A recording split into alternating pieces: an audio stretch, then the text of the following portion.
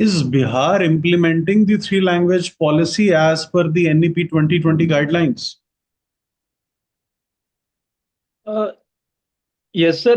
Bihar has been doing it, sir, and mostly it is Hindi, English, and Sanskrit is a third language which is usually taught in the schools of Bihar, sir. So Tamil Nadu says that the third language, if read without any passion and it is sort of a burden on students, it does not give any benefit. Let's say you might have read Sanskrit, but now Sanskrit has nothing to do with you. You cannot use it for your economic ends. You cannot speak it fluently. You cannot read and write in Sanskrit as much as you could do 10 years ago. And you've almost left the language. So, what is the use? Don't you think that the two language formula, as being run by the Tamil Nadu, which has been contentious even in the backdrop of the non-transference of the funds under the Samagra Shiksha Abhiyan. Don't you think that Tamil Nadu is quite genuine when it says that we only need a two language, we don't need a third language?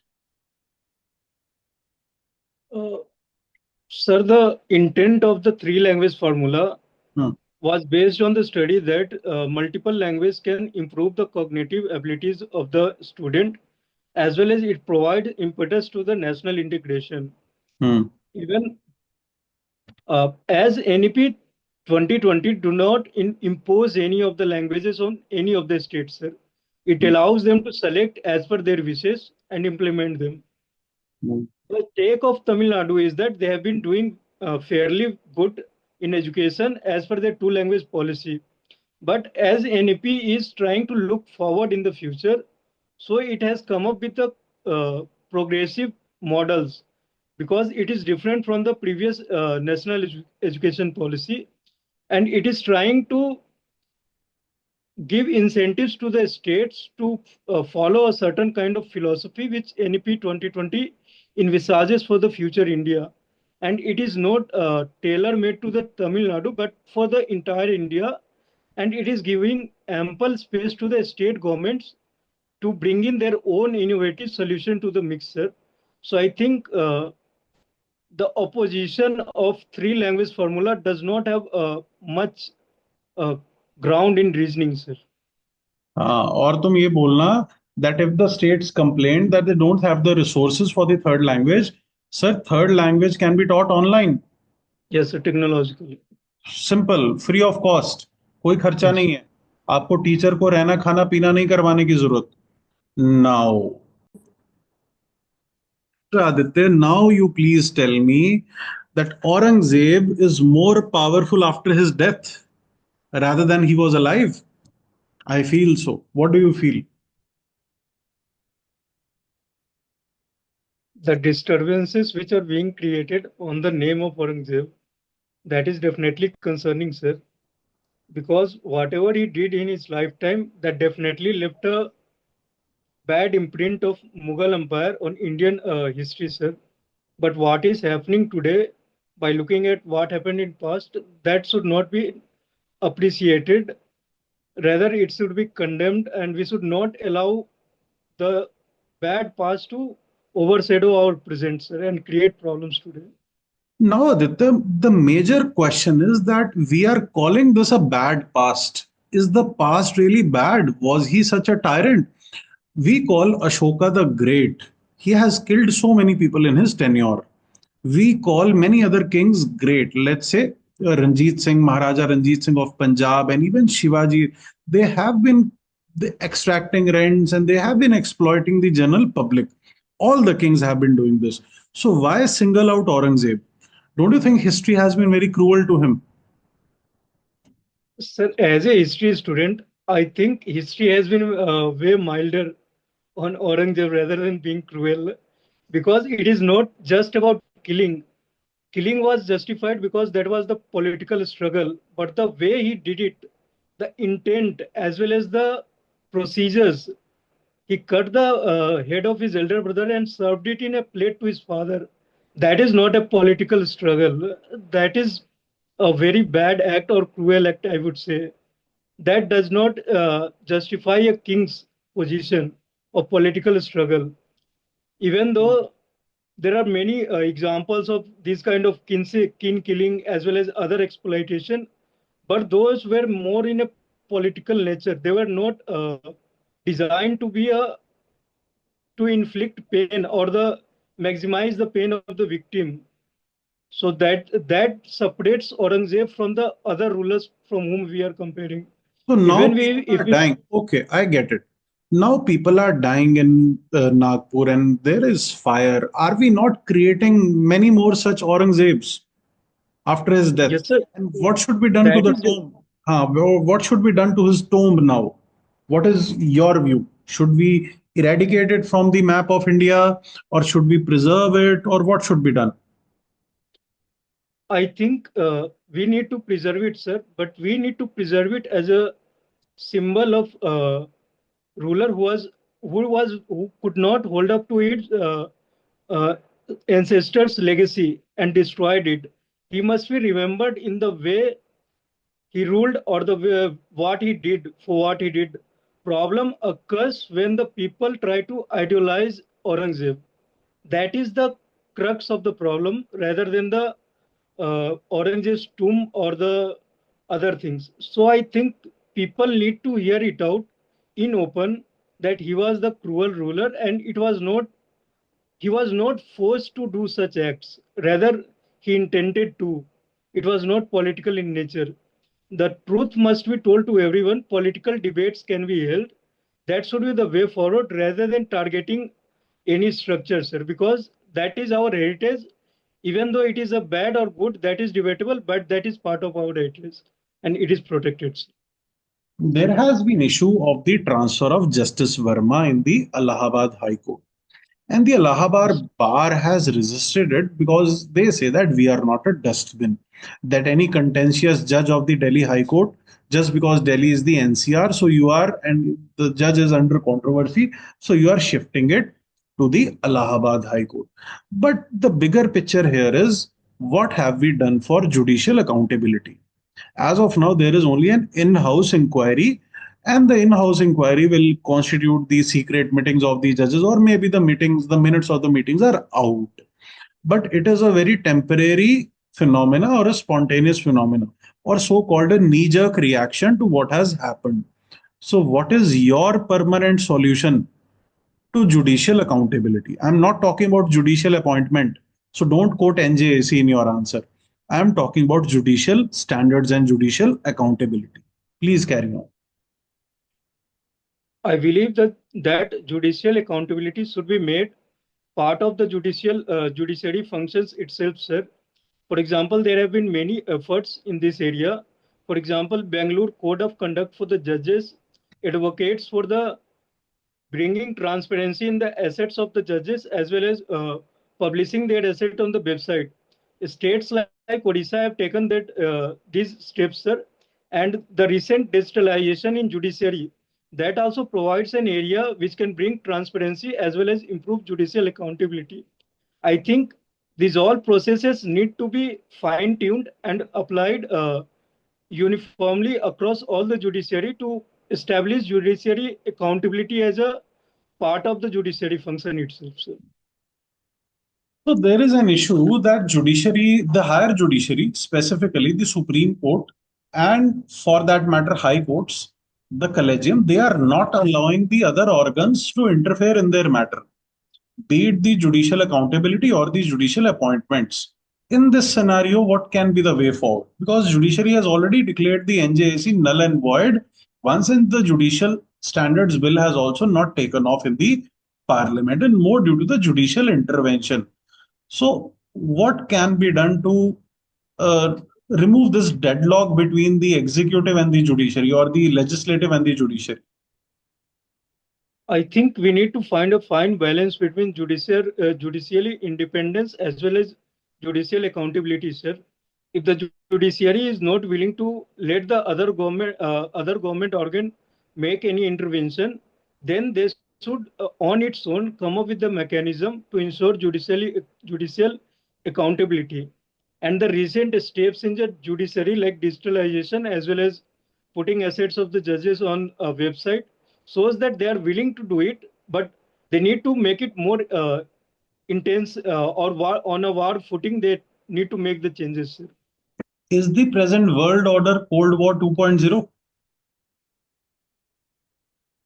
Uh, it has certain features of Cold War 1.0, sir. For example, the space race, sports, as well as technological race between USA and China feels like a similar race between USA and USSR of that point of time. But as the times have changed, it definitely has a more economical as well as a strategic dimension than what it was in Cold War 1.0, sir. आप एक और point add करना कि sir there is a sort of complex interdependence between even the rivals today. How Yes. you have to cooperate with someone who you love to hate. Yeah, you have to love someone who you love to hate. This is the meaning of US have a, complex. हाँ yes. जी. US have a trade deficit with China of around 255 billions. China is Their the economy, हाँ yes, and sir. China is the biggest beneficiary of LPG globalization, जिसका torch Yes, bearer कभी America रहा है. और US के इतने सारे आज भी मैन्युफैक्चरिंग प्लांट्स चाइना में है, चाहे एप्पल लगा लो. और केएफसी के जितने चाइना में आउटलेट हैं और मैकडी के उतने कहीं भी नहीं है दुनिया में. सो दोनों एक दूसरे के दोस्त भी हैं और दुश्मन भी हैं, जैसे इंडिया चाइना बहुत जगह दोस्ती भी है और दुश्मनी भी है. तो इसको कॉम्प्लेक्स इंटरडिपेंडेंस बोलते हैं, तो ये वर्ड यूज करना है यहाँ पर. एंड दूसरी चीज आप ये बोलना कि cold war sir was the war of ideologies, but today ideological differences have gone away. yes, And there are no proxy wars being fought between America and China, just as they were fought between USSR and yes, USA of that time. yes, ठीक yes, है, आप ये दो तीन points अच्छे points तैयार करके जाना कि क्यों ये कोल्ड वॉर है और क्यों नहीं है. दोनों के दो yes. अच्छे पॉइंट और दोनों के दो बुरे पॉइंट कि क्यों है और क्यों नहीं है. ठीक है. Now is this the time to dissolve NATO? Should the world take over the UN General Assembly take over? Because we already have a UNSC, we already have UN peacekeeping for maintaining peace in the world. But don't you think that NATO, functional or dysfunctional, is creating a wedge between the two worlds, the first and the second world? So should the world come together to dissolve defense pacts like NATO?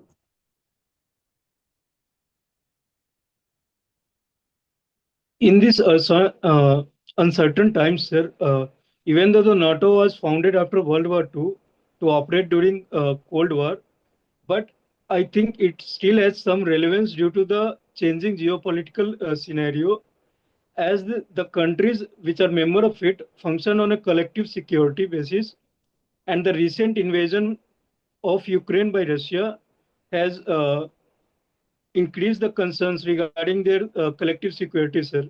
So I believe NATO still has some role to play in a European countries, but it definitely sometimes come in the way of UNSC. So that role need to be more ironed out to mark the difference between the NATO countries as well as the entire collective of the globe, sir. So it need to evolve rather than entirely disband. So recently, there has been another instance of bulldozer justice, and that in Nagpur, where the person who was accused for the Nagpur violence, his double story house has been razed.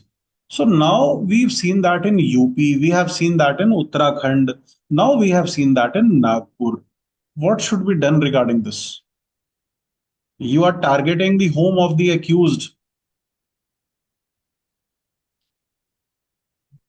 This is a complete injustice to the people, as well as it premises on a concept of collective punishment. That should not be the norm in a free independent democracy.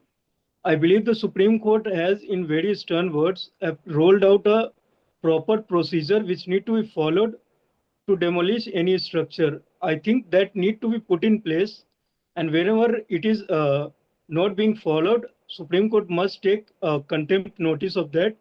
But the government, state government themselves need to be aware of that it is a slippery slope, as well as the people who are supporting it should not do it, because in the future, if they are at the receiving end, there will be no one to support them. So these kind of actions must not be supported in any kind of democracy or any way, sir. Aditya, have you heard of the term creative or orange economy? Creative economy, I have heard, sir. Oh, same he It is होता है. an Orange economy is also same. So tell me, what is it? creative economy is the system in which the product comes from the imagination as well as innovation, and it's it encompasses the area of newer technologies as well as the older technology with newer applications, sir. For example, Fine, literature, movie. fine. Stand-up comedy is a type of creative economy. You agree? Yes, So why yes. is this creative economy, which is so important for the country, being targeted? Recently, we've seen an incident with Kunal Kamra as well. Then we also saw an instance with Ranbir Allahabadi and Samay Raina as well. The courts have stayed their arrest. They have not been arrested, although the courts came heavily on them. Then one of the comedians, his function was cancelled in Youth Uttar Pradesh. And then Diljit Dosanjh, who was only a Punjabi singer, his concert was nearly threatened in Madhya Pradesh. So what is happening? And even in Jaipur Literary Festival, I have seen that some authors were not allowed to attend. For example, Salman Rushdie was not allowed. So all these people are creative economists, or they are a part of creative economy. Why are we targeting it?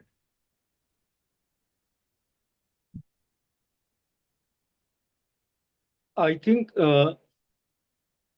this points towards a larger problem in the society, sir, which shows that there is a rising intolerance towards other views.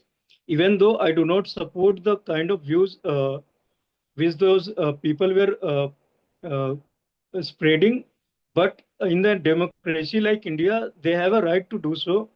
But they should also be concerned about the sensitivities of the people. But it should be fine balanced rather than a complete backlash as well as boycotting of them. Till the time their statements does not cross the standard set by the constitution, they must not face any legal action, as well as the public reaction is not justified at the level, sir. Because in the Indian history, we have a very tolerant view towards the diverse views. It is said that the first freedom of expression, this concept comes from the Natya Shastra. There is a story where the Asuras attack the actors, uh, actors representing them in a bad light. That is when the Devas say that on the stage there will be four Deva gods will be there, and nobody will attack the actor or the people who are representing their act. So this freedom of expression, it has a very organic root in Indian history, and it should not lead to the overarching reaction from the society, I believe. ठीक है. Perfect. Now, what is your view on the delimitation? The southern states are up in arms, and their concern seems to be a sort of genuine concern because UP and Bihar have not controlled their population, although their fertility rates are coming down now, but not as much as the southern states have done. And if you see the present scenario of these seats, if the new scheme is implemented, the Hindi, so-called Hindi heartland states will almost have 249 to 250. हाँ 25 दूनी 260 ही हो जाएंगे 259 approximately 259 seats, and the southern states already have approximately 130 seats. They may also be reduced to their disadvantage. So what to do? Give me a good solution to this issue, the whole scenario. Sir, as the constitution itself allows for the consideration of criteria other than one vote, one value, sir. And it was implemented during JNK delimitation, where we saw that government adopted the concept of population density as well as the geographical isolation. So I think those criteria can be worked out and applied in such a proportion that seats between North and South remain in the same proportion. And same position has been taken by Honorable Home Minister as well as the Prime Minister, sir. Now, what we need to do is we need to build a consensus between the different federal stakeholders, so the people are uh, come together and deliberate and come for any formula which can do justice to both north as well as the southern states. Is Ukraine undergoing the same situation as Germany went in the post World War order, the dictated peace, Treaty of Versailles? Initially, it appeared that it was happening on the same line when the Mr. Trump talked to Russia directly about Ukraine without inviting it. But after that, situation have been changing, evolving in the positive sense because the Ukraine was also consulted, as well as USA has tried to talk to the its European partners too. So as of now, it is looking that Ukraine will have some say, rather all the dealings being done by US and Russia. So I believe it will not be the same as what happened during the First World War or the Second World War, sir. Hmm. So, are you aware of India's stand at the COP29?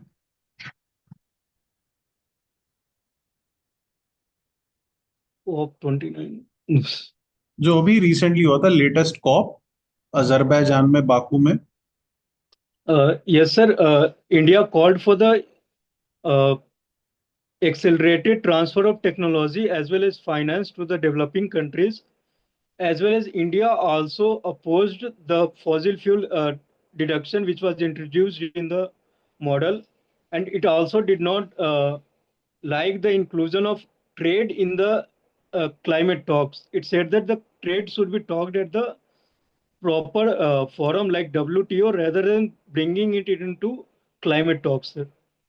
Now, America is trying to deport the students who've been supporting Palestinian liberation. And there are some Indians as well. So, should it do it? And do you agree with the current government's stance of not helping those students? Uh, Sir, at the surface, even though it looks that it is quite inhuman as well as injustice, but when we look at the kind of protest which USA faced, uh, there were violent attacks on the Jews. Not they were the people who were they were the Jews who were not even related to the Israel. They had nothing to do with the Israel. So there was a collective targeting of the people, and I think if the U.S. domestic laws does not allow for such attacks, it is any domestic law is against the abuse of or targeting of a particular community.